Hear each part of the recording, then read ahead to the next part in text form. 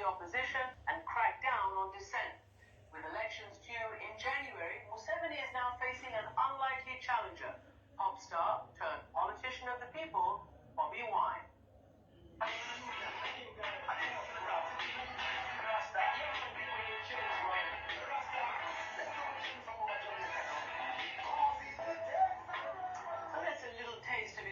He was elected to Parliament in 2017, and he says he's being tortured for his outspoken criticism of Museveni, and is now dodging death for daring to run for president.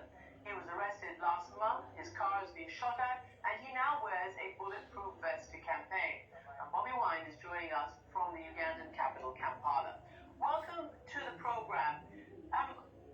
How difficult is it for you? I've just read a litany of the pressure you are under and the very real bullets that have been fired your way.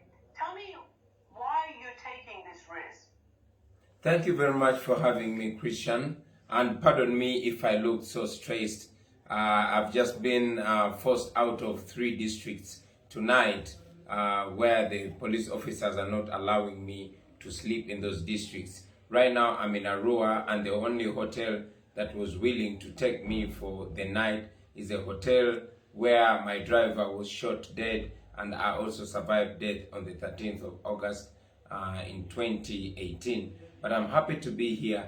I am taking this risk because it is worth taking, because nobody else is going to do it other than we ourselves. And in any case, not taking the risk is even taking a bigger risk, because nobody is safe. Those that stay home and keep silent about the enslavement, and we who speak out. That is why I dare to represent my people in this struggle. So, I said many people weren't even born when the president first came to power. In fact, 80% of the Ugandan people are under the age of 35, which is how long Museveni has been in power. But what is it that makes you believe that somebody who's held on to power for this number of years is ripe for a challenge and potentially could be defeated by somebody such as yourself? Well, I was also 4 years when President Museveni took charge of our country. But like you mentioned it, the biggest part of our population is under the age of 35. Precisely over 80% of our population is my age and below. These are the disconnected young people, the unemployed, the excluded, the have-nots. Our country has been divided into the haves and have-nots. So these are the masses looking and searching for a different, searching for better, searching for change, but most importantly, wanting to be free in their country, wanting their voice to be heard. That is the constituency that I am representing. What gives me confidence that we can overwhelm the dictatorship is the history, the recent history in Africa. The young people did it in the Gambia. The young people did it in the Sudan. The young people have done it all through history. That is why I believe that if we stick by the law, if we come out massively and vote, we can be able to overwhelm the dictatorship of President Museveni, and for the first time in our life also have a taste of true freedom. So, look, I've interviewed the president several times. The last time was a few years ago, admittedly, but he insisted to me that the opposition is free to operate in his country. This is a little bit of what he said. Opposition in Uganda competes on a level playing field. There is no opposition which will stifle, but otherwise we will never restrain the opposition at all. So level playing field, no restraint. Bobi Wine, tell me, apart from the very real danger, which is obviously, I guess, your overriding concern, are you able to campaign? Do you have access to the media? What are the issues that you're facing trying to mount a credible campaign?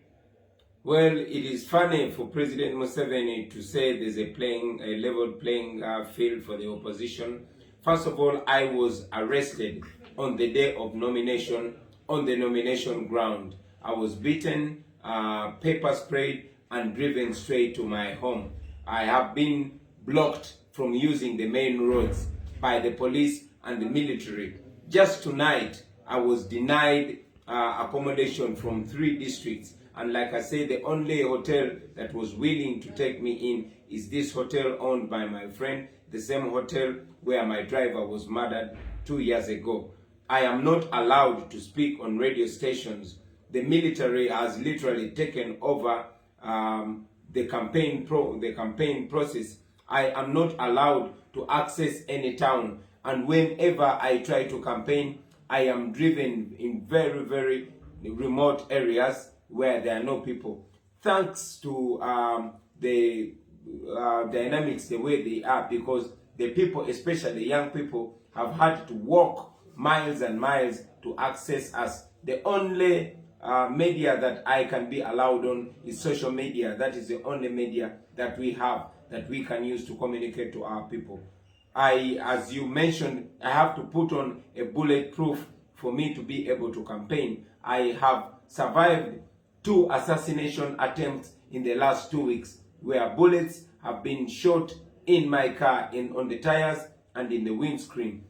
Tear gas canisters are thrown at us every time we are tear gassed and brutalized, and even shot with live bullets by the police and the military. That is the ground that President Museveni calls leveled. Bobby, let me ask you this, because I just wonder whether you think the January election is going to be free and fair, and if not, what do you think the recourse is? We've seen what happened in Belarus a few months ago.